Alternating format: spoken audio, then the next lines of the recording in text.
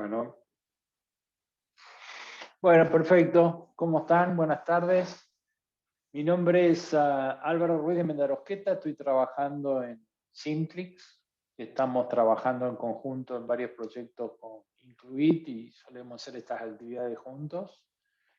Estoy a cargo de Excelencia Organizacional, que es una mezcla y suma de distintas áreas, entre ellas entrenamiento. Y en nuestra organización estamos trabajando, como pasa en la mayoría de organizaciones de software, trabajando con agilidad y con todo lo que sean los esquemas de implementación de la agilidad, como Scrum y Kanban. Y una de las cosas que estamos haciendo es que esa aplicación y el uso de agilidad se haga en todos los órdenes de la empresa, entonces todas las áreas de soporte. Estamos usando también los mismos conceptos y viendo cómo adaptarlo a una actividad diferente que no es la de desarrollo de software, básicamente, ¿no? Entre otras cosas, porque nos parece que es una ventaja competitiva, nos parece que es una herramienta muy, muy poderosa y a su vez que si no lo hacemos, usamos ciclos de trabajo y metodologías de trabajo que son como más antiguas y sobre todo porque tienen ciclos de vida más largos, lo que hace que se empiece a desfasar con respecto al uso de la agilidad en los proyectos propiamente dichos. Ejemplo de esto es, yo vengo trabajando en distintas organizaciones desde hace mucho tiempo y era muy usual tener los planes anuales, el plan de entrenamiento anual, el plan de finanzas anual, todos lapsos bastante más grandes, y aparece la agilidad en la cual con el uso de Scrum se hace entrega de software con ciclos cortos como puede ser sprint de 15 días, ¿no? Entonces, frente a eso, que cada 15 días yo estoy haciendo una entrega de software y con proyectos cada vez más cortos y con proyectos que evolucionan cada vez más, y esa misma entrega de software cada 15 días lo que termina produciendo es que nuestros clientes empiezan a modificar su perspectiva porque tienen resultados más tempranos, empiezan a modificar su percepción del negocio, empiezan a ver productos de software y servicios que antes no tenían, con lo cual su percepción cambia rápidamente. Y la agilidad lo que está haciendo, lo que pregona con su filosofía, es que ese cambio permanente debe ser tolerado y recibido para poder hacer las modificaciones lo más rápido posible, ¿no? Entonces, si yo tengo una actividad como entrenamiento, que son planes anuales, cuando hago una revisión o cuando se hace el análisis del avance, suelen estar demasiado tarde a todos los cambios que ocurrieron a lo largo de los proyectos, con lo cual nos parece que es absolutamente clave que esa misma frecuencia de trabajo, esa misma filosofía de trabajo, esa misma permeabilidad a los cambios, la tengan todas las áreas de soporte para poder acompañar las operaciones y a los proyectos de negocio. Lo que intento con esta charla es dar un panorama de cómo la misma filosofía y los mismos conceptos pueden ser usados para actividades que no son las de desarrollo de software propiamente dicho. Digamos, esto está bastante en auge y bastante de moda en muchas organizaciones, se le asocia muy fuertemente a transformación digital y a toda la reconversión de los procesos de negocios, pero he visto en más de una oportunidad algunas interpretaciones erróneas o algunas miradas parciales en donde se enfocan solamente en algunas de las características y no en todas las que hacen falta, ¿no? Así que bueno, para dar inicio a esta presentación brevemente, sobre todo para los que no son, que no trabajan en áreas de desarrollo de software, la pregunta de qué es el software y qué hacen los que hacen software es relativamente simple desde el punto de vista conceptual, al menos, después su ejecución es bastante más compleja. Que el software implementa las necesidades que tiene un cliente, implementa una solución o implementa un proceso de negocio que puede ser conocido o absolutamente nuevo, pero básicamente es una herramienta que permite implementar esas necesidades. ¿Cómo lo hace? O además, digamos, esa necesidad se debe cubrir con un software, con una herramienta que cumpla con algunas características básicas. Algunas de esas características básicas, las que se conocen como atributos de calidad, y de hecho en la disciplina de ingeniería de software, atributos de calidad, hay distintas enumeraciones que dependen de distintos autores y distintas normas de trabajo, pero los más comunes y los más básicos son aquellos que están enunciados en esta lista, que el software esté correcto, que funcione sin errores, que use eficientemente los recursos disponibles de computadora, que sea seguro desde el punto de vista de todo lo que es hacker y la seguridad de datos y la identidad de los que lo usan, que lo podamos mantener para hacerlo evolucionar y crecer en el futuro, que sea fácil de usar y que sea robusto, que funcione en situaciones de cierto estrés sin ningún tipo de falla. Digamos. En la vida cotidiana estamos acostumbrados que muchas de estas cosas tienen enorme cantidad de problemas. Queremos hacer un trámite en un sitio del gobierno y no anda porque está colapsado por la cantidad de acceso. Estoy enumerando cosas que me pasaron esta semana, digamos. Quiero encontrar una opción para hacer un trámite con el gobierno de Córdoba y cuando conseguí que me expliquen cuáles son las opciones del menú, la cantidad de submenús que había que atravesar no tenía ninguna relación con aquello que yo tenía que hacer, ¿no? O transacciones que no funcionan.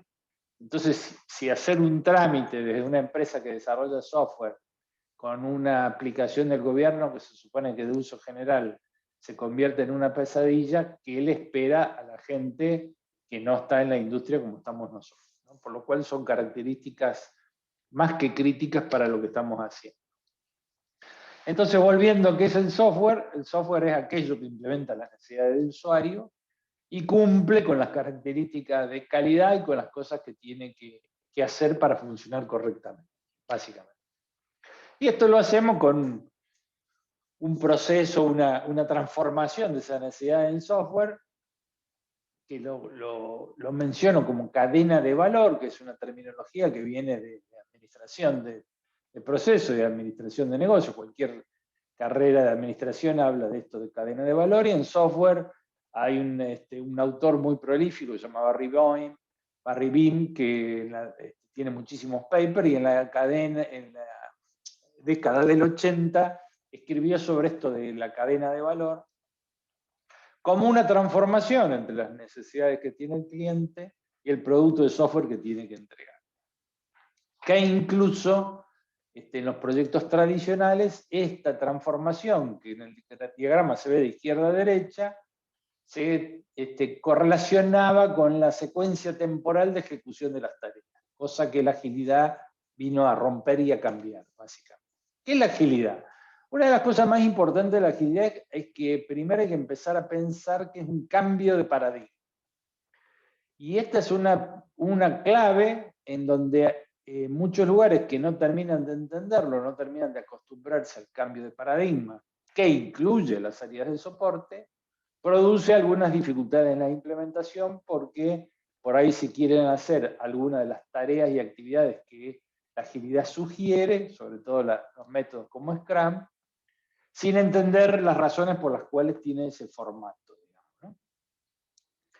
En un proyecto tradicional, que sería este diagrama, que es un enfoque tradicional, se trataban, por ahora hablando de software, pero lo vamos a volver más adelante a repensar para un área de soporte o servicios, se trataba de fijar los requerimientos. ¿Qué quiere decir fijar los requerimientos? Entender todo lo que tenemos que hacer con bastante detalle. En las metodologías de software tradicionales esto era una descripción detallada y rigurosa de todo lo que había que hacer.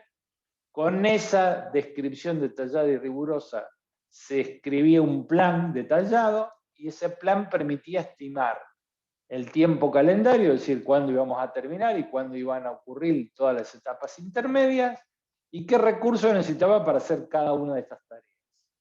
Este enfoque, a su vez, es un enfoque absolutamente tradicional que se usa en un montón de disciplinas de ingeniería, que suele ser relativamente válido en aquellas construcciones, en aquellos proyectos de baja volatilidad, de poca incertidumbre, de pocos cambios. Y esas características, cuando se intentó copiar el software, no son características ni que los proyectos de software cumplan, ni que jamás han cumplido con esas características, ¿no? Lo que hizo la agilidad es dar vuelta a este paradigma. Y esto no necesariamente, mejor dicho, no surgió dentro del desarrollo de software, sino que surgió en la industria misma, en la industria general, y particularmente en la industria automotriz. Los primeros cambios de paradigma y cambio de enfoque nacen con la disciplina del Lean Manufacturing, donde uno de los primeros en iniciar esto fue la fabricación automotor en Toyota, con los métodos Toyota de fabricación y la filosofía Lean, en donde lo que dice es que, dado un equipo de trabajo que tiene una capacidad determinada, tiene un esfuerzo disponible para poder producir algo, lo que hay que ver es qué es capaz de producir en una determinada unidad de tiempo. ¿Sí? Los métodos de fabricación, en vez de tener una línea de montaje industrial como eran las tradicionales, lo que empezó a hacerse es armar grupos de trabajo, celdas de trabajo, que empezaban a producir subproductos terminados, como en una automotriz, un grupo que estaba, por ejemplo, haciendo cajas de cambio, y no estar en una línea de montaje tradicional, lineal, haciendo una única cosa.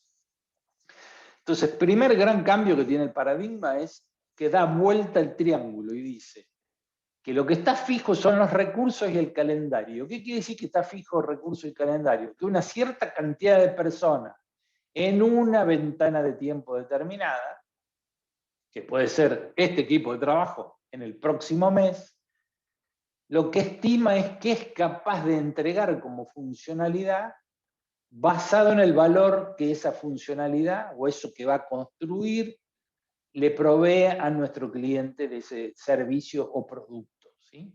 Y esto lo que hace Scrum, por ejemplo, que es el método más usado, toda la estructura que tiene como un sistema de gestión, todo el framework, lo que se conoce como el marco de trabajo Scrum, lo que hace es tiene esa forma porque implementa ese concepto.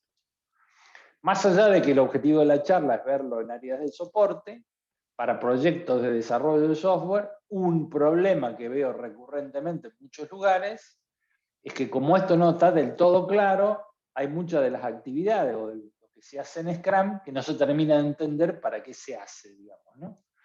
Entonces, el marco lo que hace es implementar rigurosamente este concepto. Con lo cual, la idea, más allá de si uso Scrum o no, es fundamental, que es simplemente, dada la cantidad de esfuerzo que podemos entregar en horas persona, un determinado grupo de trabajo en una ventana de tiempo, que somos capaces de construir en esa ventana de tiempo. En los proyectos, y esto simplemente para poder correlacionar y ver cómo fue la transformación en los proyectos de software, los proyectos de software tenían una secuencia temporal que incluía a las personas que trabajaban y a los roles que tenían. Entonces, de izquierda a derecha, el cliente le pasaba sus necesidades a un analista, el analista las estudiaba y las documentaba, ese analista le pasaba esa descripción de las necesidades a los diseñadores que armaban el diseño de la aplicación, luego se lo pasaban a los programadores que programaban, eso se probaba, si había algún problema le avisaban a los programadores que lo corregían, así hasta que lo entregaban, y todo eso coordinado por lo que solía llamarse o suele llamarse un líder de proyecto, que es el que va decidiendo qué es lo que hay que hacer, y esto dentro de este paradigma tradicional, que es con esa transformación de necesidades y en la descripción de lo que hay que hacer, se construía el plan. Digamos que la primera parte, la primera transacción de la izquierda de hablar con el cliente, se aceleraba lo más posible hasta tener lo suficientemente información para poder planificar todo el resto.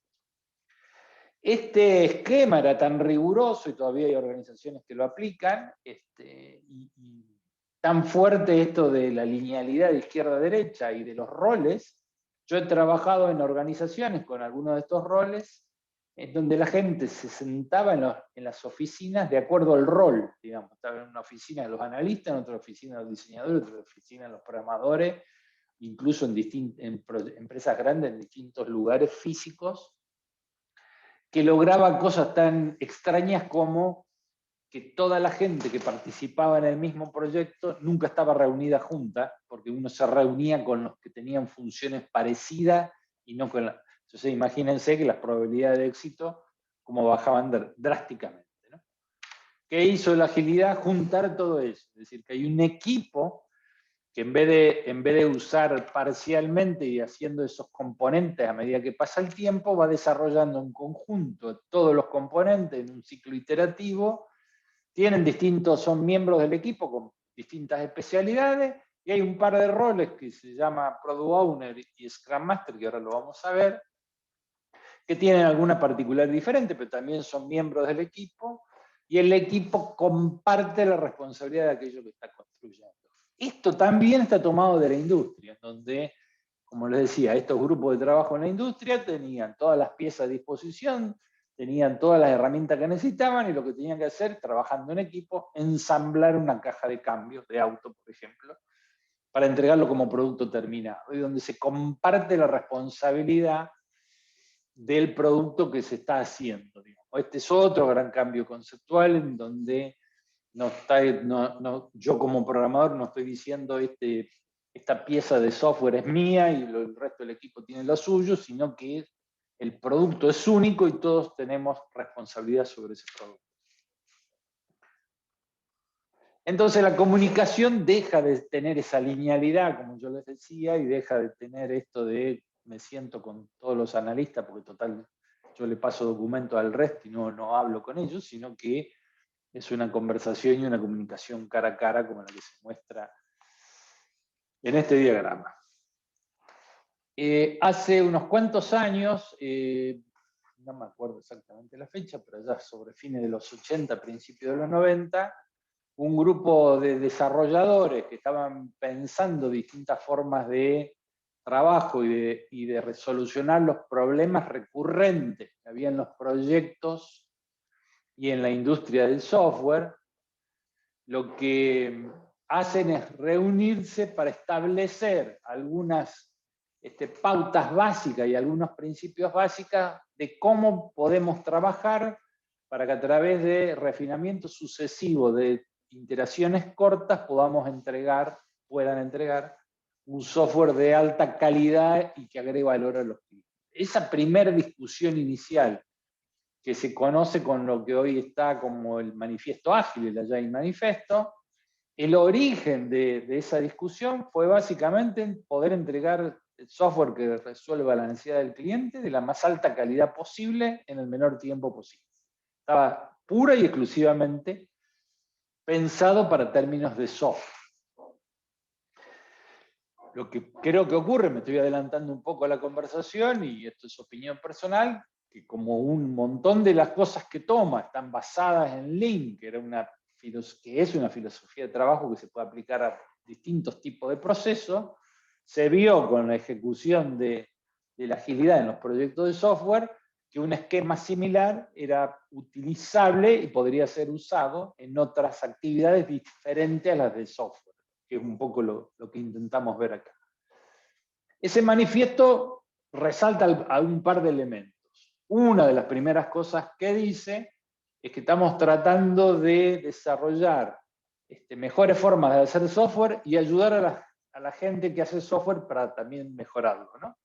Entonces, una de las cosas que dice es que valoran más los individuos y las interacciones que los procesos y los documentos, y los procesos y las herramientas. Y acá hay que tener un poco de cuidado, y en la industria ha habido muchas interpretaciones drásticas o talibanes o sin mucho análisis, en donde he llegado a escuchar cosas como la agilidad dice que no hay que documentar nada, o la agilidad dice que cada uno hace lo que quiere, cuestiones de ese estilo que no tienen mucho asidero, sino lo que está diciendo acá es que le dan más valor, ¿no? Entonces habla de individuos e interacciones sobre los procesos, del software funcionando Cuando dicen software funcionando, es un software que cumple con lo que acabamos de decir, cumple con todos esos atributos de calidad, sobre una documentación exhaustiva, la colaboración con el cliente por sobre la negociación de contratos, lo cual no quiere decir que no haya negociación de contratos, porque si no, ¿cómo vendo mi trabajo y mi servicio? Obviamente. Responder a los cambios por sobre seguir un plan. Esto, a su vez, se complementa con 12 principios. Vamos a pasar rápidamente. Lo que vamos a hacer después es ver cómo estos principios se pueden utilizar análogamente en la entrega de productos y servicios que no sean de software. El primero dice que lo que queremos es satisfacer a nuestro cliente con la entrega continua y lo más temprana posible de software que agrega valor. Y acá hay varias cuestiones, lo dejo abierto para otra charla que tiene que ver con la pura y dedicada al software. Software que agrega valor, primero funciona, y segundo cumple con esos atributos de calidad. Y después tengo que ver todos los aspectos que tienen que ver de la prioridad del negocio. Si el software no funciona, o el software es difícil de usar, no hay valor de ningún tipo posible, por más que sea lo que necesita el negocio mañana, ¿no? El otro principio es que algo así como son bienvenidos todos los cambios, ¿no? Aún en etapas tardías, ¿sí? Y lo que hace la agilidad es tomar esto como una ventaja competitiva absorbiendo los cambios, ¿no? Frente al paradigma tradicional, donde había que analizar todo lo que había que hacer para después trabajar, para entregar el software, es el caso contrario a esto que estamos diciendo, digamos, ¿no? O sea, si yo tengo que analizar todo detallado, para hacer un plan detallado de todo lo que voy a hacer, cualquier cambio me altera el plan, con lo cual había un rechazo permanente a esos cambios. Lo que dice la agilidad es: el cambio es continuo y permanente, rechazarlo solo empeora las cosas, con lo cual tengo que tener un esquema de cómo hago para absorber esos cambios lo mejor posible. El otro principio dice entregar el software funcionando en la frecuencia más corta posible, trabajar la gente de negocio con lo que hacen software todos los días cara a cara, construir proyectos alrededor de individuos motivados y darle todo lo que necesitan y confiar en ellos. Esto es una máxima que es mucho anterior a la agilidad. Lo que ha hecho la agilidad es básicamente reforzarlo, pero esto es más que conocido. La mejor forma de intercambiar información es la conversación cara a cara, y esto no quiere decir que no exista documentación, sino simplemente que esta es la mejor forma, y esto implica aclarar todo aquello que está documentado. La medida de progreso es el software funcionando y no las cosas, las tareas terminadas.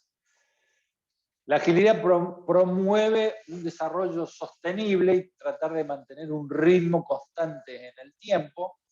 Entonces, en la práctica de agilidad en el software aparecen cosas como que no hay ningún dato, porque no estamos tomando medida de ningún tipo, entonces no hay forma de conocer cuál es el ritmo constante y no hay forma de mantener ese ritmo sostenible. Volviendo a nuestro ejemplo de la industria, con las cajas de cambio y ese estilo, si yo tengo un equipo de trabajo que un mes hace una caja de cambio, al otro mes hace 14, al otro mes en realidad rompió una, cuando le dicen, che, hay que hacer 100 cajas de cambio, la respuesta cuál es, no tengo ni idea cuándo las voy a hacer, ¿no? Entonces, ¿qué es lo que hizo la industria? Y si tenía un equipo de construcción de caja de cambio, que hacía 10 más menos 2 por mes, había un mes que hacía 8, había un mes que hacía 10, había un mes que hacía 12. Por lo tanto, cuando le pedían que tenían que construir 100 cajas de cambio, sabían que tenían 10 meses más o menos un margen de error. En software lo que se busca es hacer algo parecido, digamos. Por eso cuando se mide la capacity y se analiza la velocity que tiene, la velocidad de los equipos, y se pide que se estimen de una determinada manera, es para lograr eso y poder estimar. Si no hay ese ritmo constante, es imposible predecir lo que va a pasar, con lo cual se empieza a complicar el proyecto. Otra cosa que dice que la atención continua a la excelencia técnica y al buen diseño mejora la agilidad. Básicamente, ¿por qué? Y porque si yo tengo un mal diseño y no tengo atención a la excelencia técnica, estoy arreglando cosas mal hechas, tengo un montón de bugs, entonces me gasto la gran parte del tiempo arreglando lo que está mal hecho, y eso no agrega valor, y eso es más viejo que el hambre. Cualquiera de los libros de calidad tradicionales incluso no los del software, habla de esto mismo desde hace años, ¿no? Simplicity, la simplicidad es maximizar el trabajo no hecho, que esto es una forma rebuscada de decir, no hay que hacer cosas inútiles, no hay que hacer cosas que no me pidieron, no hay que dejar cosas sin terminar, no tengo que gastar el tiempo arreglando bugs. Es lo que está diciendo como simplicidad. Las mejores arquitecturas y diseños emergen de los equipos autoorganizados, y esto lo he visto, creo que es el más malentendido de todos los principios en software, del estilo, no, bueno, el equipo se encarga, ellos se organizan, no vamos a hacer mucho diseño porque vamos derecho al código. Si yo no hago diseño y voy derecho al código, el diseño va a ser aquel que surja de la combinación de todos los códigos posibles. En un proyecto complejo, las posibilidades de éxito bajan drásticamente si yo no tengo una idea inicial y una arquitectura inicial de cómo voy a trabajar.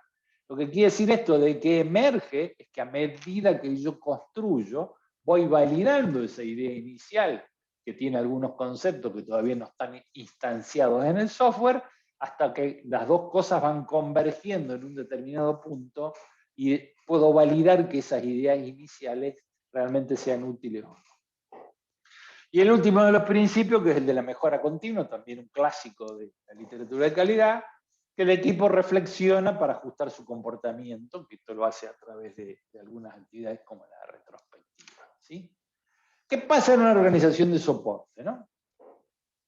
Y esto que digo de que no es opcional, primero porque nuestra organización lo tenemos instanciado de esta manera, pero porque además estamos convencidos de esto que les digo. Si no entiendo este paradigma, es algo así como que los proyectos de desarrollo de software, que es mi negocio, van más rápido que son las áreas de soporte, ¿no? Si yo tengo ciclos, insisto, hago sprint de cada 15 días, tengo ciclos de gestión mensuales o más cortos, si las áreas de soporte no tienen una capacidad de ir en paralelo con esos ciclos, va a ser muy difícil que pueda entregar esos soportes y esos servicios en tiempo y forma.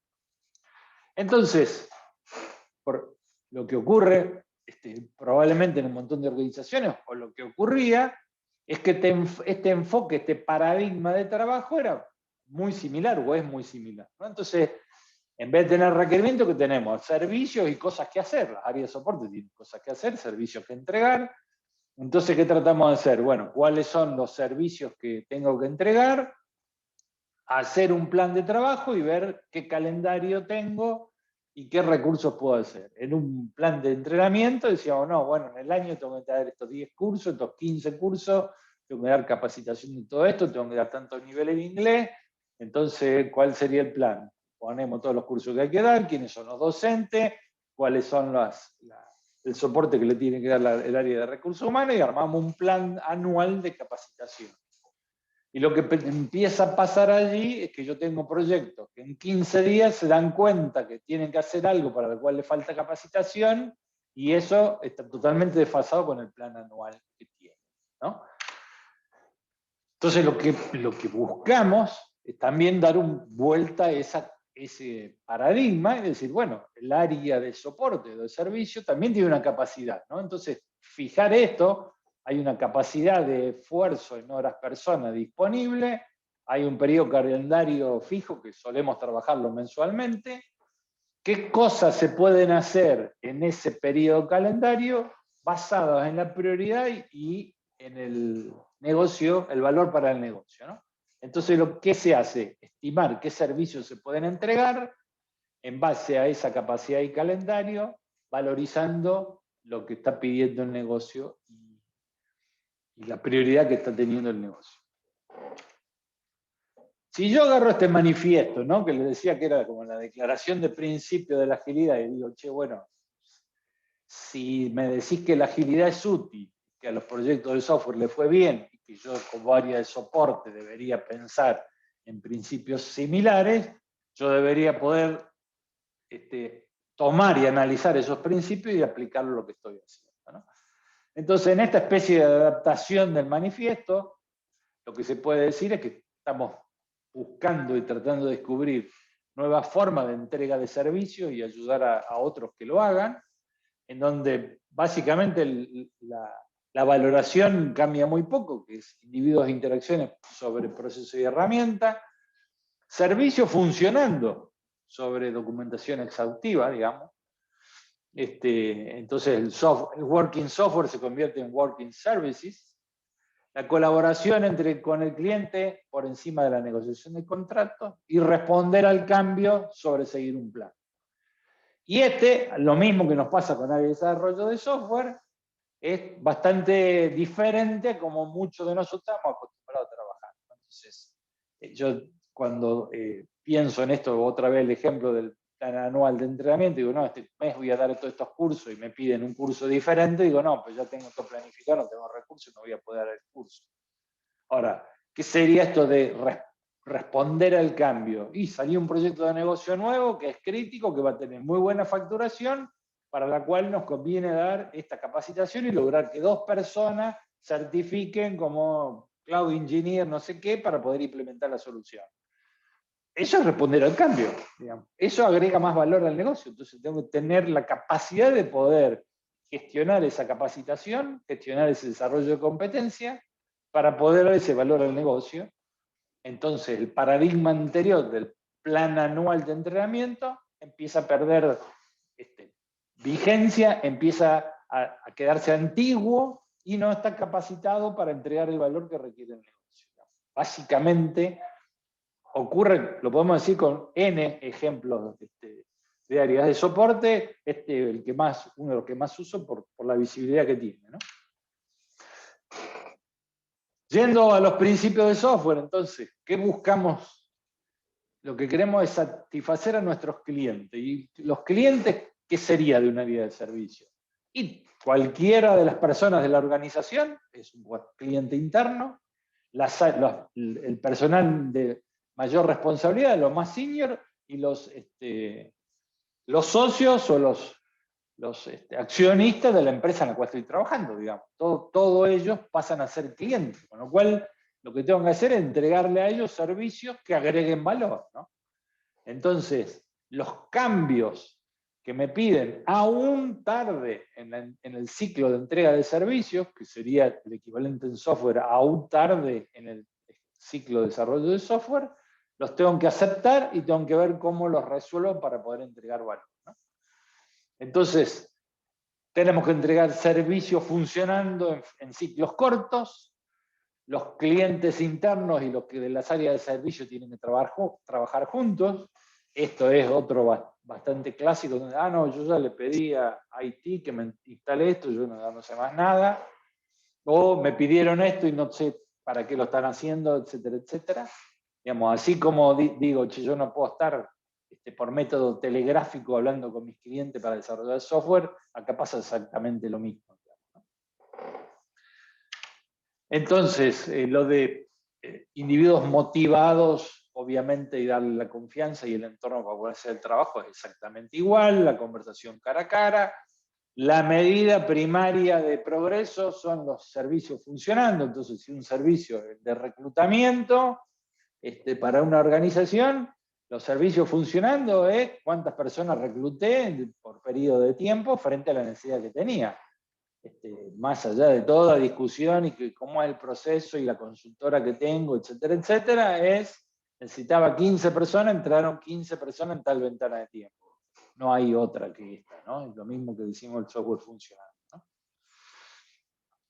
Entonces, esta idea de tener un ritmo constante para poder predecir lo que vamos a entregar, también ocurre lo mismo, ¿no? Entonces tengo que promover un servicio, una entrega de servicio de forma sostenible y que lo pueda mantener con un ritmo sostenido en el tiempo. Entonces, volviendo al ejemplo de reclutamiento, estoy reclutando 10, como las cajas de cambio, sería, ¿no? Estoy reclutando 10 personas por mes y tengo que reclutar 50, necesito 5 meses, o hacer algo totalmente diferente. Pero ese es el ritmo que me permite predecir. Si cuando un mes reclutería al otro 1, al otro no le presto atención, al otro recluto 15, la estimación de reclutar 50 personas es bastante difícil de determinar. La excelencia técnica, obviamente, esto de lo que decíamos que en software mejor calidad y más excelencia técnica, tengo menos problemas que resolver, con lo cual entrego más valor. Es exactamente lo mismo, ¿no? Si me la paso arreglando problemas en las áreas de soporte en vez de entregar servicios, estoy exactamente con el mismo problema. La simplicidad, y esto está tomado de Lean Manufacturing, básicamente es eliminar el desperdicio, minimizar la cantidad de tareas iniciadas y no terminadas, trabajar con las prioridades, trabajar con la menor cantidad de cosas posibles en paralelo, no hacer cosas que no me pidieron, tratar de minimizar la cantidad de errores, evitar los transportes, evitar la burocracia, ¿sí? Los mejores servicios emergen de los grupos de trabajo, sería de esta manera, pero básicamente la interacción de esos grupos y la discusión de cómo hacerlo mejor es la que permite mejorar esos servicios. Y luego la mejora continua, reflexionar sobre cómo trabajar mejor, obviamente que también es aplicable. Ejemplo de training. ¿Cómo sería si yo aplico el principio de que nuestra prioridad es satisfacer al cliente con la entrega temprana y continua de software que agrega valor? ¿Cuál es el equivalente de software que agrega valor? ¿Y quién es el cliente interno para un ejemplo de entrenamiento? ¿Alguno se anima? ¿Algún participante?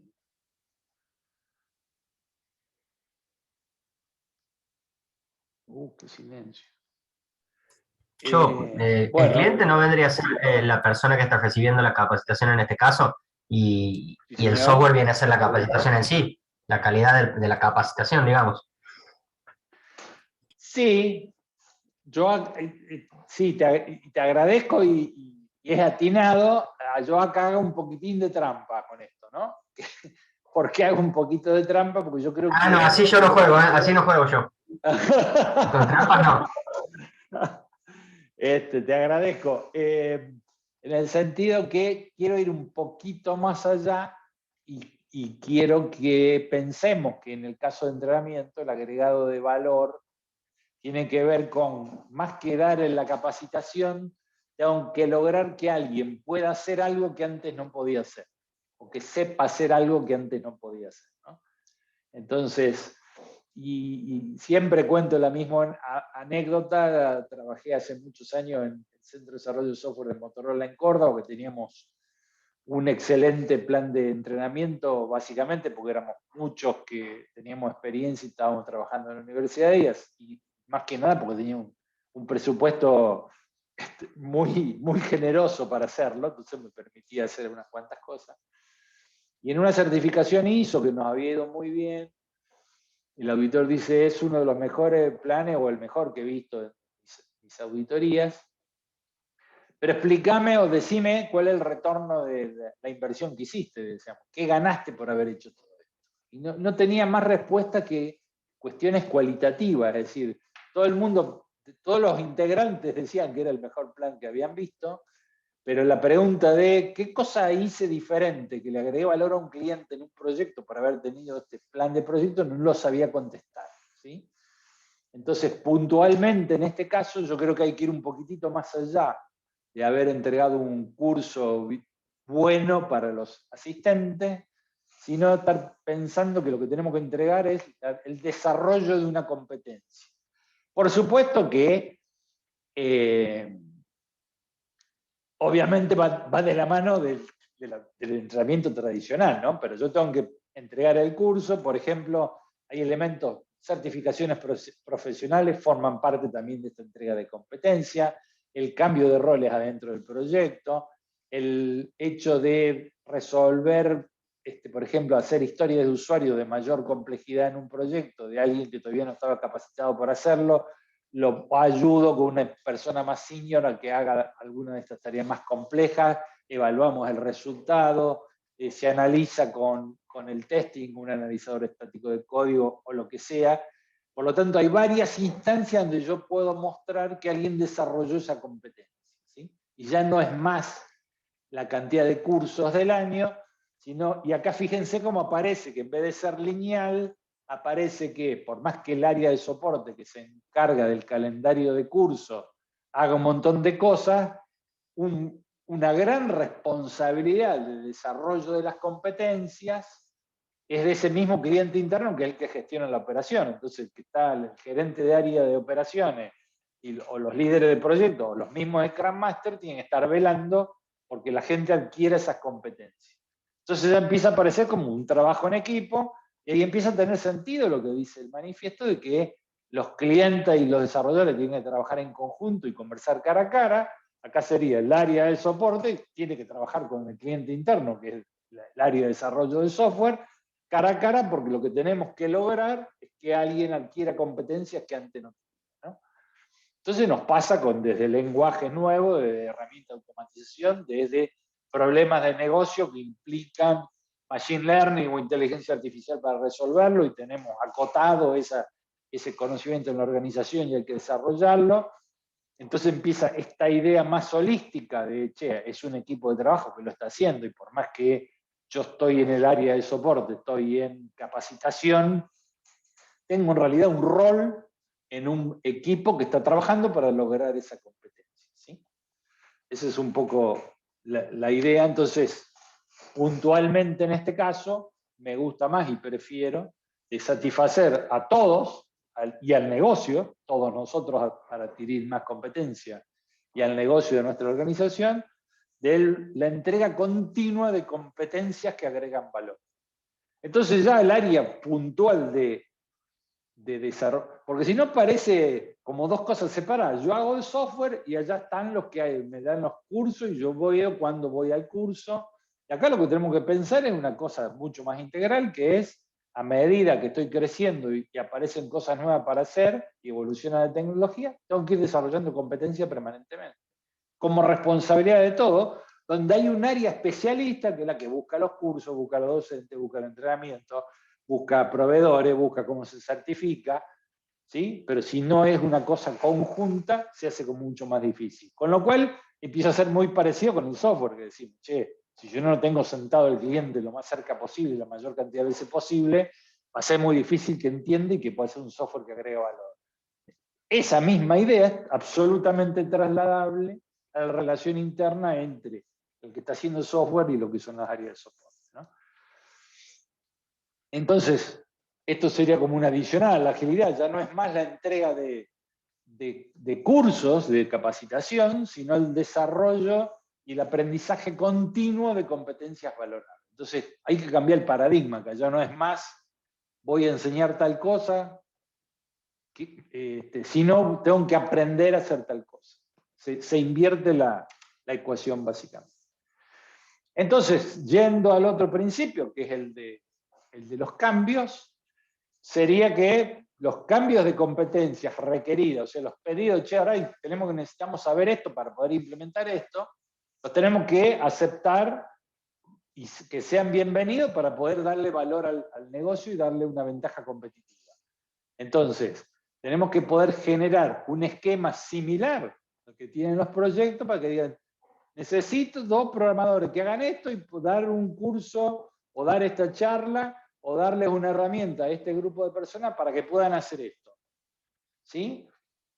Entonces, ahí ya lo que sería el programa anual necesita absorber esto, que es lo mismo que cuando digo, che, este proyecto para tener esta app de monedero electrónico, no sé qué, son 8 meses, 10 meses haciendo todo esto, bla, bla, bla, bla, pero en los 15 días tengo el primer sprint, tengo la primera muestra de software y me van a pedir cambios, ¿no?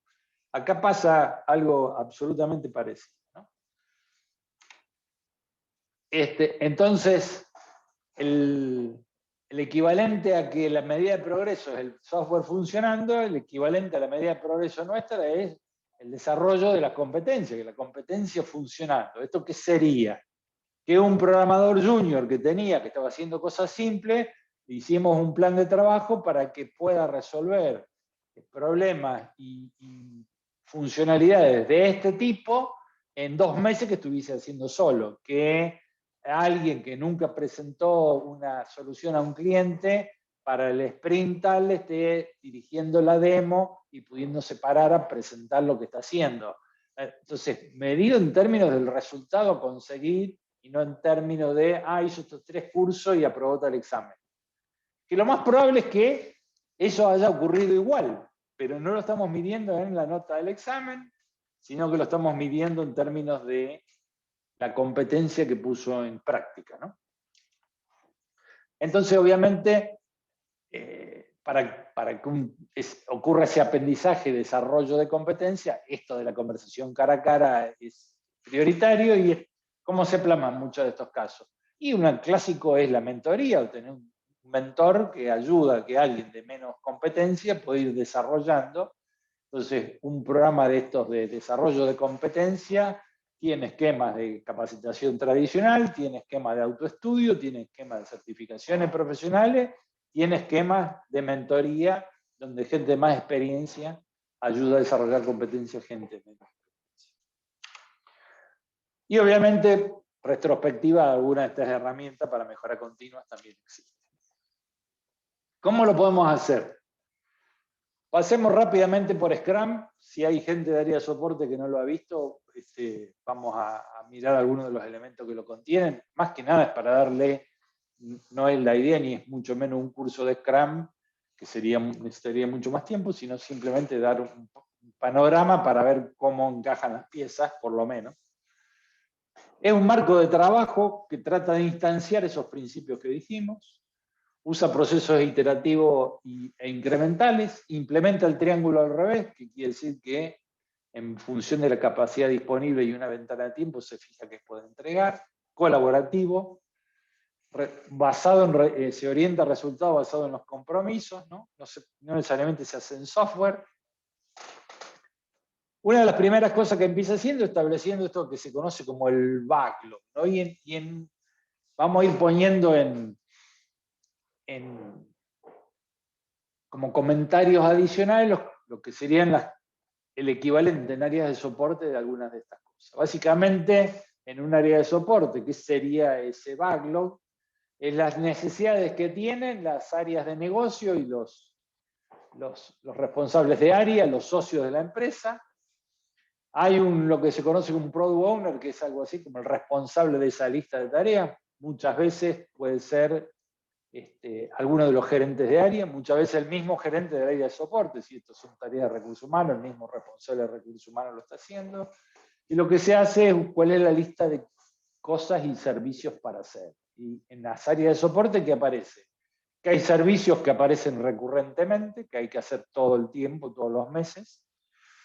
Que hay servicios que aparecen por una única vez, como pedido, y también hay emergencias, con lo cual hay que ver cómo establecemos esto. Pero algunos de los servicios, como les decía, esto, reclutamiento, el dictado de algunos cursos, la asignación de presupuesto para certificaciones, cualquiera de ellos. Luego, con esa lista de tareas para hacer, se hace un planeamiento, exactamente igual como hace el proyecto de desarrollo de software, que sería cómo vamos a implementar esas tareas o servicios. Y acá donde empieza en ese planeamiento a terminar de refinar esto de qué soy capaz de hacer en la ventana de tiempo que tengo para hacerlo durante el mes, ¿no? Y el equipo de trabajo que lo implementa tiene un rol que es el de Scrum Master y de los team members, los miembros del equipo.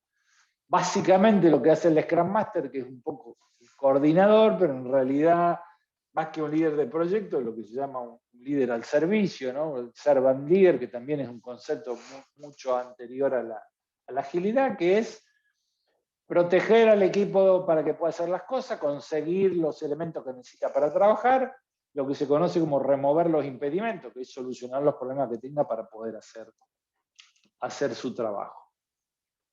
Luego lo que se hace es tomar en ese planeamiento y dado el calendario fijo se hace la lista de tareas y se trabaja con un tablero del estilo tablero Kanban, que ahora vamos a saber un poquito. Y luego se hace un ciclo de unas N semanas.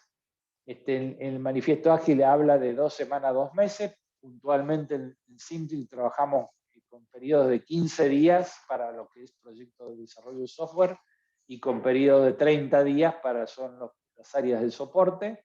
Entonces lo que se hace en ese planeamiento es ver qué se va a desarrollar en los próximos 30 días. Luego hay una reunión diaria, que es lo que se conoce como el daily meeting, donde se refuerzan o se repasan los compromisos y se ven cuáles son los problemas. con esto de qué está terminado, qué tengo que hacer hoy, qué necesito para hacer eso y cuáles son los problemas que tengo para poder ejecutar. Y esto, a medida que se empieza a ejercer, empieza a ser una herramienta muy poderosa en sí misma, casi, no digo independiente del resto del marco de trabajo, pero si una organización empieza simplemente en áreas de soporte, con esa discusión diaria, ya empieza a ganar un montón de terreno, aunque le falten algunos de los otros componentes. El trabajo breve diario de cuáles son las cosas que voy a hacer en este día, cuáles son los problemas que tengo, y qué cosas terminé, son claves, digamos. Típicamente en reuniones de reclutamiento.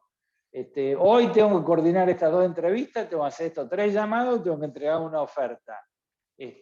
¿Cuál es el potencial problema que tengo? Me falta un entrevistador, tengo un candidato para ser Scrum Master, no conseguí quién lo entreviste. ¿Para cuándo tendría que ser la entrevista? La debería confirmar hoy para que sea dentro de 2 días. Entonces ahí sale el Scrum Master a conseguir ese elemento. Esa discusión diaria es la que permite entregar al equipo la agilidad necesaria para poder estar en paralelo con el proyecto, ¿no? Entonces, en muchos lugares en donde el área de soporte no hace esa revisión, cuando salta un problema, es mucho más tarde en el tiempo de lo que necesita el negocio para resolver. Luego, ¿qué se hace? Una vez que terminó ese sprint de un mes para un área de soporte, se revisan qué cosas se hicieron, muchas veces hasta con discusión de los clientes internos, y se hace una pequeña retrospectiva de qué cosas funcionaron bien, qué cosas hay que mejorar, qué cosas hay que dejar de hacer.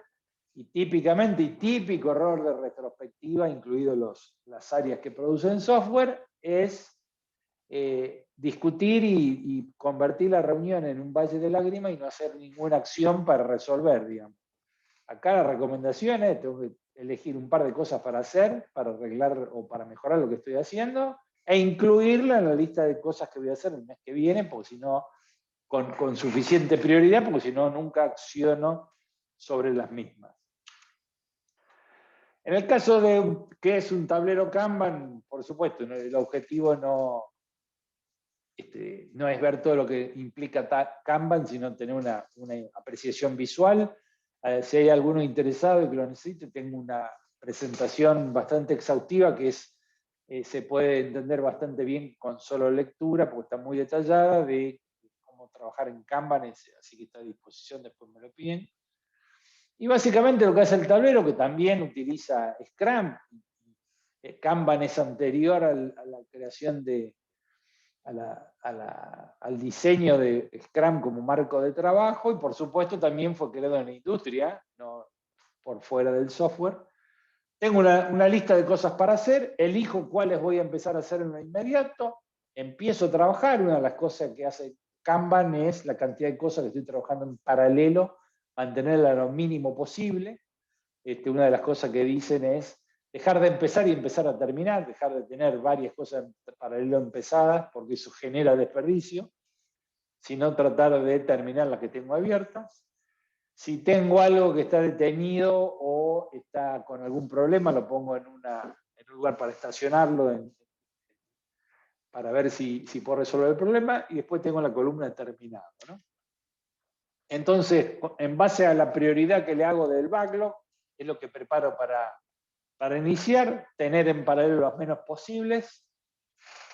Cuando tengo algo que está en stand-by, ver cuáles son los problemas que tiene, y para saber si está terminado, cuáles son las condiciones que cumplió para saber si está listo.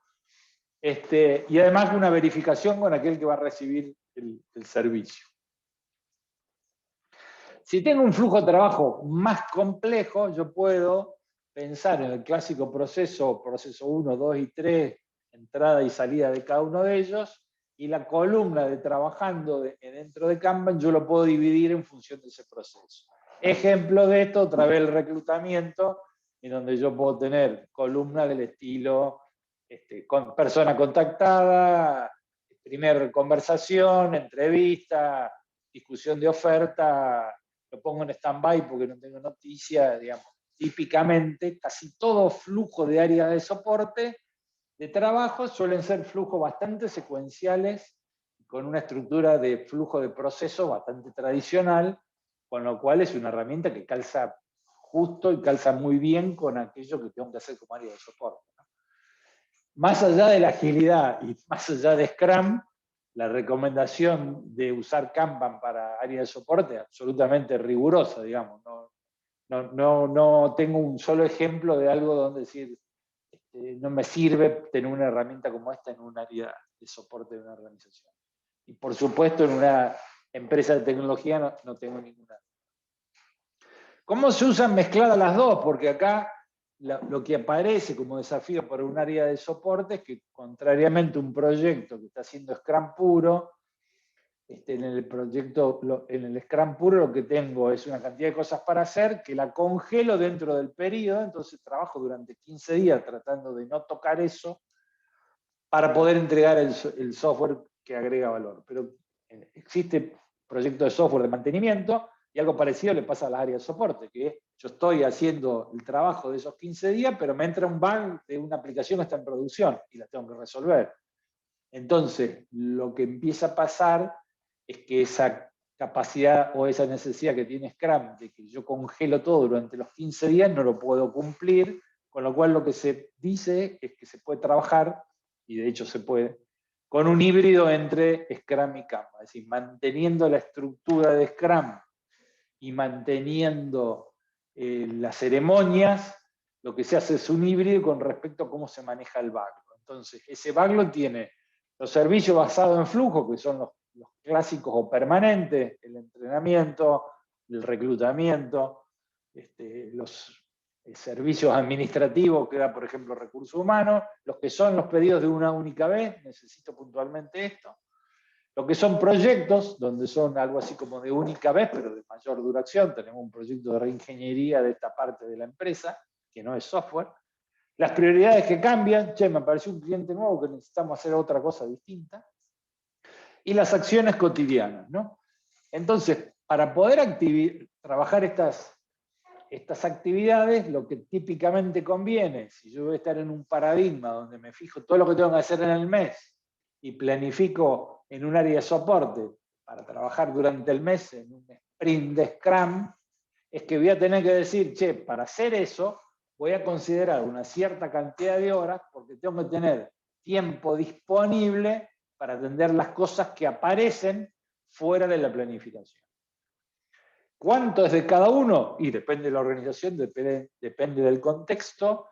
En general, en mi experiencia, aparece, salvo una empresa que empieza absolutamente de cero con gente nueva, la gente más experimentada tiene la cintura y el conocimiento previo como para tener idea de esos porcentajes, pero no creo que sea menos de un 30% de un equipo de trabajo el que necesite para atender estos imprevistos, ¿no? Entonces decir, bueno, yo de todo el tiempo disponible voy a planificar aquellas cosas que sí que van a ocurrir con un 50-60% del esfuerzo y me reservo el 30% para las cosas que ingresan con prioridad.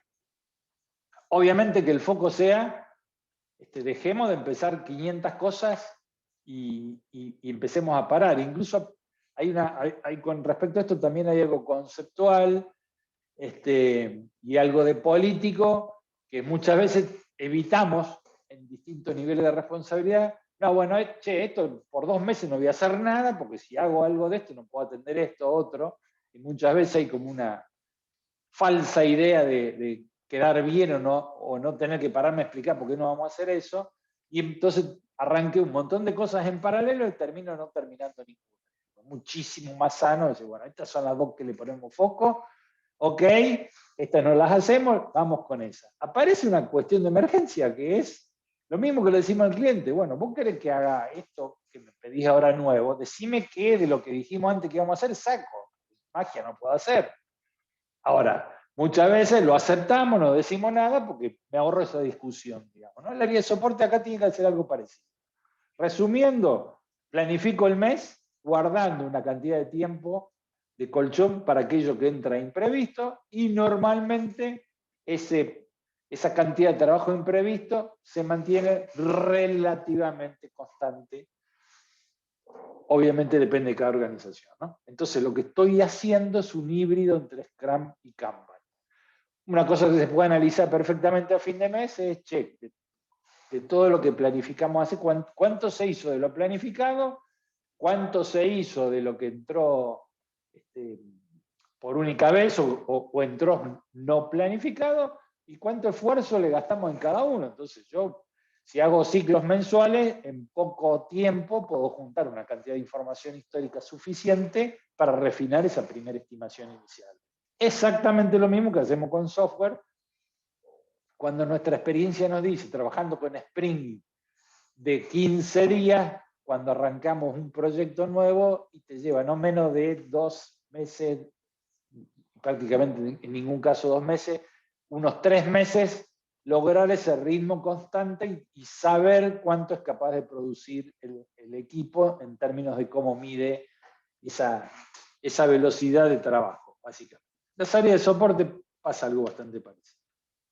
Entonces, al esquema de Scrum aparece lo que está por arriba de la caja que tiene el tablero en ese diagrama, que aparecen otras cosas para hacer durante la ejecución del sprint. Digamos, ¿no? Y yo después trabajando con herramientas y tableros, herramientas como el Jira, herramientas como el... ¿cómo se llama esta? Se me fue la cabeza. Bueno, pero cualquiera de las que tienen herramientas como el Kanban, yo puedo identificarla desde etiquetas o colores o cualquier combinación para poder saber cuáles son de las planificadas, de cuáles son las que ingresaron por única vez y poder hacer una evaluación del tiempo y lo que consumió, ¿no? Entonces, si bien los sprints decimos de 1 a 4 semanas, la recomendación o lo usual es trabajar en términos de 4 semanas, en un mes, pero puede haber variación de esto y puede necesitar sprints más cortos para cuando organizaciones están con mucho cambio permanente. Los roles también conviene mantenerlos, ¿no? Que haya un coordinador, un Scrum Master para remover los problemas, muchas veces el responsable del área, en grupos pequeños, grupos de recursos humanos pequeños, grupos de IT pequeños, las áreas de soporte que se mantienen más o menos chicas. Probablemente estos roles sea la misma persona poniéndole foco, un responsable de área que esté haciendo product owner en el sentido que es el que determina cuál es el valor del negocio, puede ser un directivo, puede ser gerente de la empresa, gerente general o cualquiera de ellos, y los team members son aquellos que ejecutan el trabajo. Entonces, y como para terminar, la planning sí se hace lo mismo que en software, básicamente para priorizar y estimar las tareas, de cuánto tiempo va a llevar y cuáles son las prioritarias. También otra cosa que pasa con estas es, en software decimos que a fin del sprint de 15 días o de la unidad de tiempo que utilicen, uno tiene que poder tener software funcionando que sea candidato a integrarse con otras piezas de software para un producto final, digamos. Muy rara vez es algo que al fin del sprint todo lo que tengo es implementable, pero podría ser.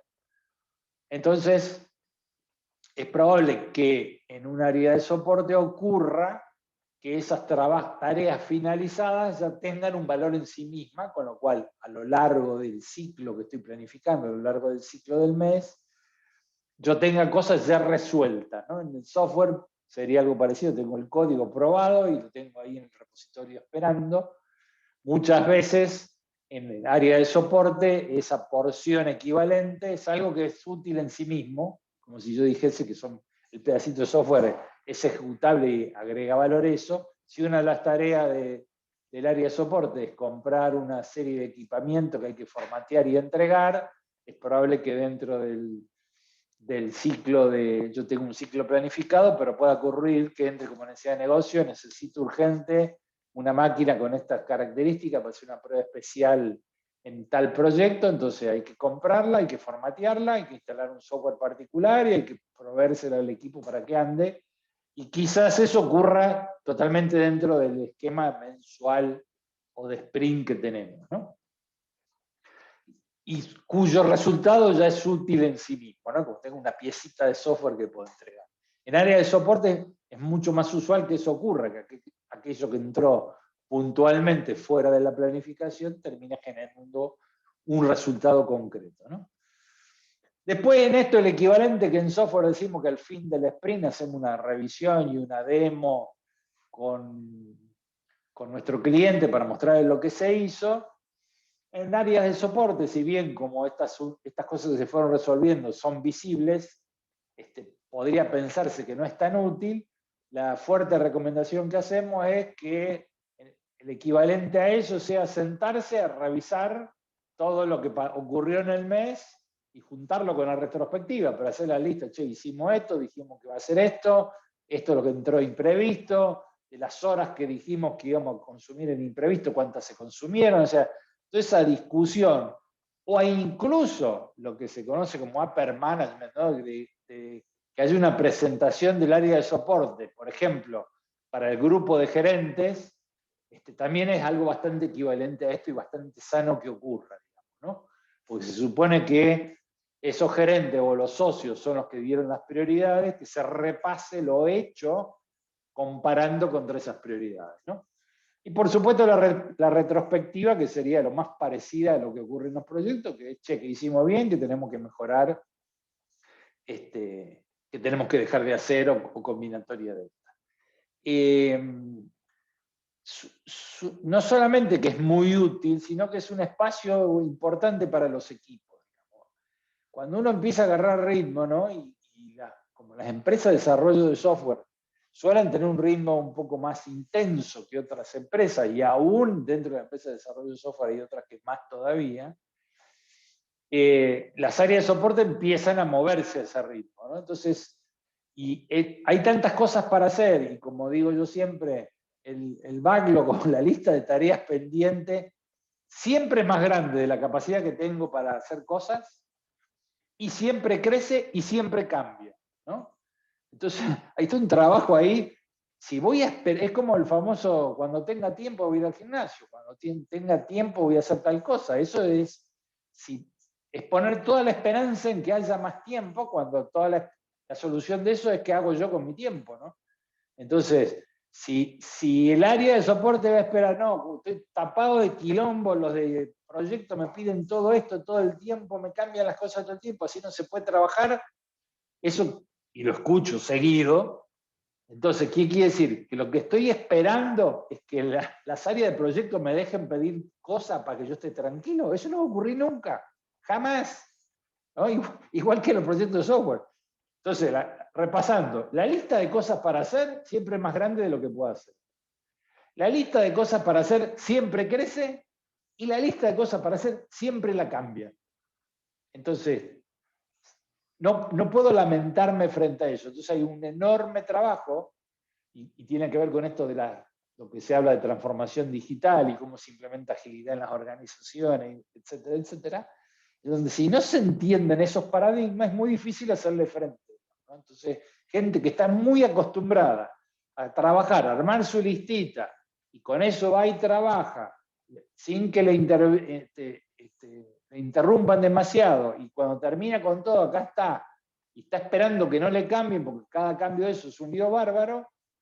La única forma de acompañar a una empresa de software que está basada en agilidad es que todo el tiempo están cambiando las cosas.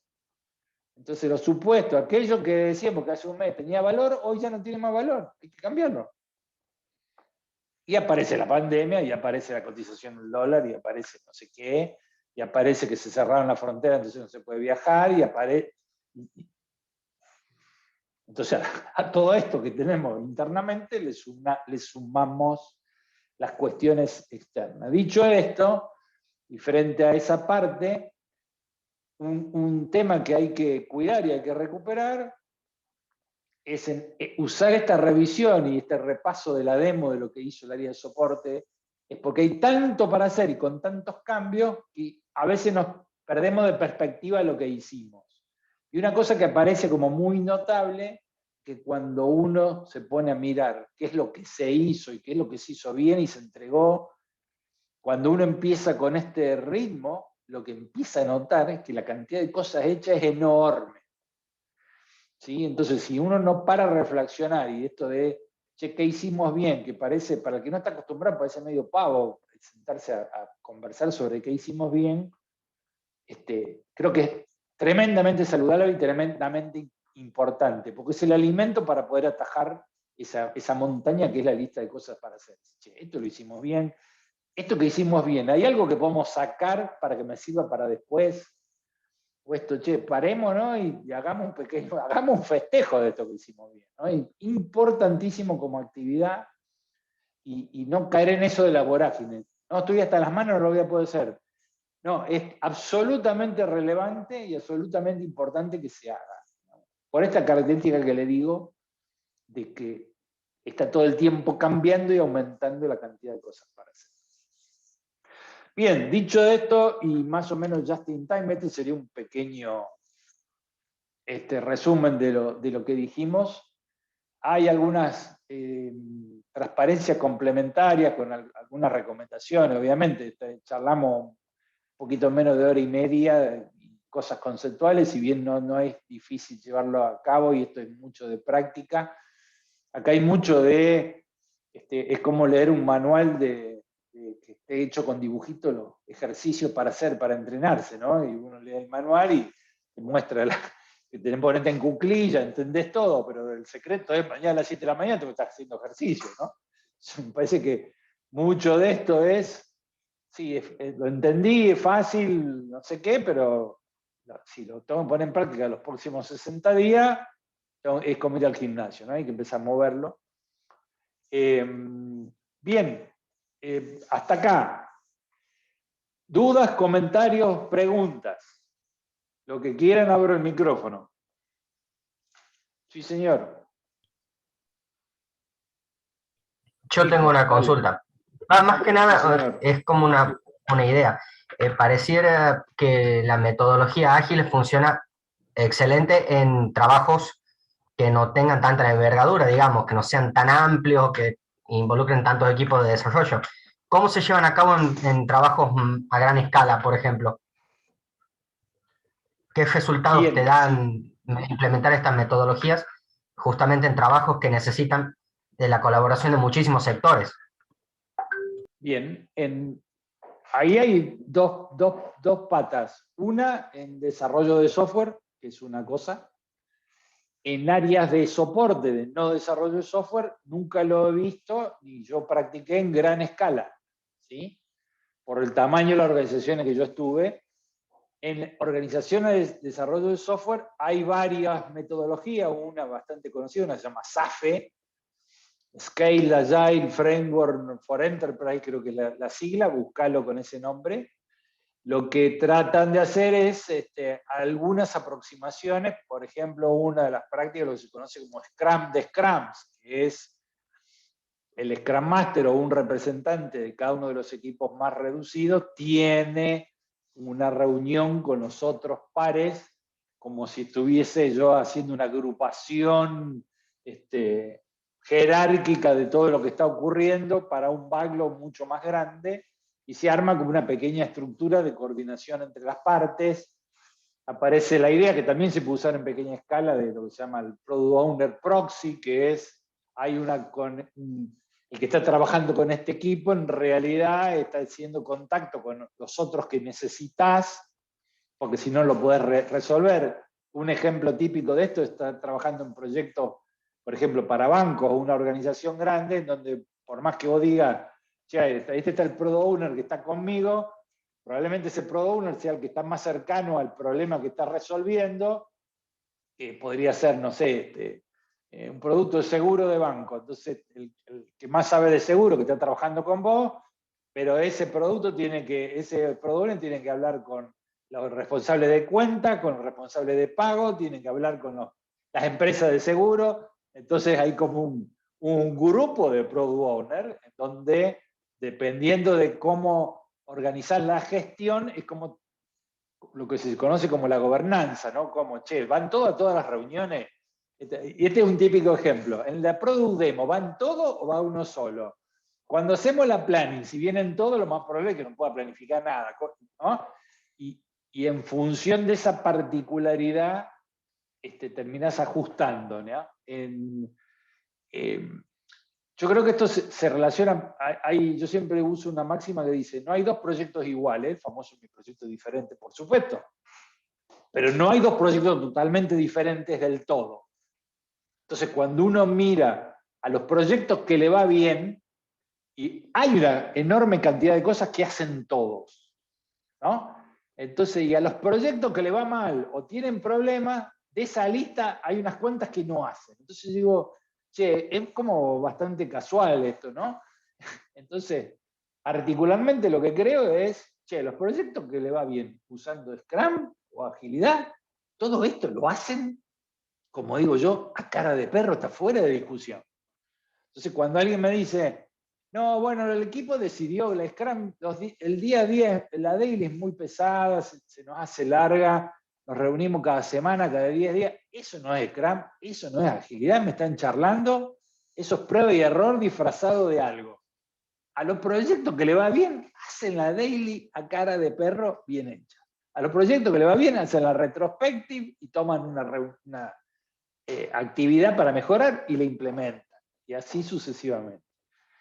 En esto del escalamiento, de hacer cosas más grandes, es una de las cosas que están más en debate. Yo personalmente no tengo la experiencia para decir, no, che, lo hicimos en un proyecto de 500 personas todas juntas, sé que se hace, conozco gente en la empresa que ha estado involucrada en varios de estos, que los podría ayudar para alguna cuestión puntual. Y están estas metodologías que te decía, que lo que hacen es tratar de escalar lo que están haciendo todos los Scrums y agruparlos de alguna manera, esto que se llaman Scrum de Scrum, básicamente. En área de soporte nunca vi un área de soporte tan grande como para poder organizar. Claro, es como que... Pero, por ejemplo, sí... Sí, no, vos hablas, yo te escucho. No, te decía, sí lo he hecho, por ejemplo, en empresas como consultor, cuando estuve trabajando como consultor, me tocó en un par, medio un poco de casualidad, porque eran conocidos en empresas de servicio que no tenían nada que ver con el software, una empresa de 50, 60 personas, y lo hicimos andar perfectamente.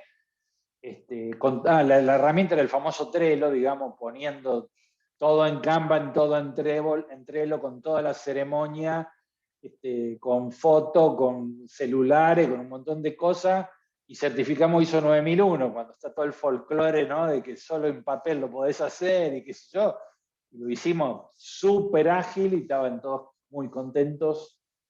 Entonces, ciertas cosas, digamos, algo que no es software, ¿puede adoptar esto? Sí, porque además viene del link que salió de la industria, no salió del software. Entonces, con más razón yo puedo agarrar todo lo que aprendí en software y ponerlo fuera de él. Por eso mi convencimiento que funciona en áreas de soporte, ¿no?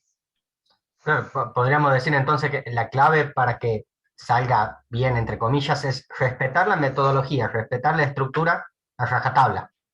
No, y no Yo creo que implementar sí. o tratar, no, esto lo hago de otra manera o esto en otro tiempo, no. Por algo está. Por eso los otros proyectos más grandes, respetando metodología, les va bien. Mirá, el asunto es así, las posibilidades de éxito crecen enormemente a medida que más lo repetás. Esa es una... Y tengo algunos trabajos mucho más finos de búsqueda bibliográfica, de modelado y simulación de algunas variables de proyectos de valor. O sea, no es un tema solo estomacal, digamos, más allá que la experiencia me lo dice, también hay otros aspectos. De hecho, si uno se busca antecedentes de estos principios ágiles en la bibliografía de ingeniería de software, encontrás, te aburrís de encontrar, digamos, ¿no? Incluso trabajos que hace muchos años que están publicados. Con lo cual yo creo que el secreto fue dar vuelta a ese triángulo y decir, che, esta es la caja de herramientas y usarlas así. Me parece que eso fue muy, muy fuerte. Lo que yo creo que hay que saber, o el secreto está, y otro ejemplo que uso mucho es, tengo un template y una plantilla para hacer el plan de proyecto, que es enorme, ¿no? Y uno dice, che, pero yo tengo que hacer un proyecto chiquito, tengo que hacer todo eso. No, es que no lo pienses solo para llenarlo. Pensá que son todas las cosas que tenés que pensar a ver cuánto te impactan a vos. Porque yo creo que una cosa es no hacer algo por ignorancia, es totalmente diferente a no hacerlo porque decido no hacerlo, ¿no? Entonces, en muchos casos, lo que pasa es esto que decíamos de los product owners. Hay proyectos donde el product owner sabe un montón, sabe escribir la historia de usuario, participa en todas las reuniones, hace de todo.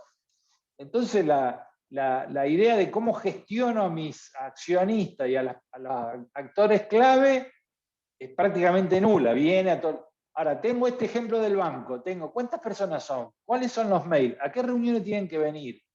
¿Cómo los convoco? ¿Qué tiene que hacer cada uno? Si no resolves esto, no anda el proyecto. Entonces, eso capaz que son 5 páginas de documento y un montón de reuniones. Entonces, la complejidad está ahí, pero cómo participan mis usuarios y accionistas en el proyecto, haciendo qué, es absolutamente clave, no puedo ignorarlo. Ese sería el ejemplo de qué cosa tengo que hacer sí o sí, cuya implementación va a depender de la complejidad y del tipo de proyecto. Y eso va a ocurrir con cualquiera de los elementos, ¿cierto? Más preguntas, Gracias. más comentarios. Por favor. ¿Alguno más? Bueno. Está muy silencioso esto. El famoso, o yo fui muy claro, o dejé a varios sin entender. Bueno, muchas veces esto hace que se generen las dudas después de masticarlo un poco o tratando de usar. Estamos a disposición para consultas y preguntas, así que yo les agradezco el tiempo y estamos en contacto. Muchísimas gracias. Muchas gracias. Gracias, Álvaro. Gracias, Álvaro. Muchas gracias, Álvaro. Chao, chao, de nada. Chao.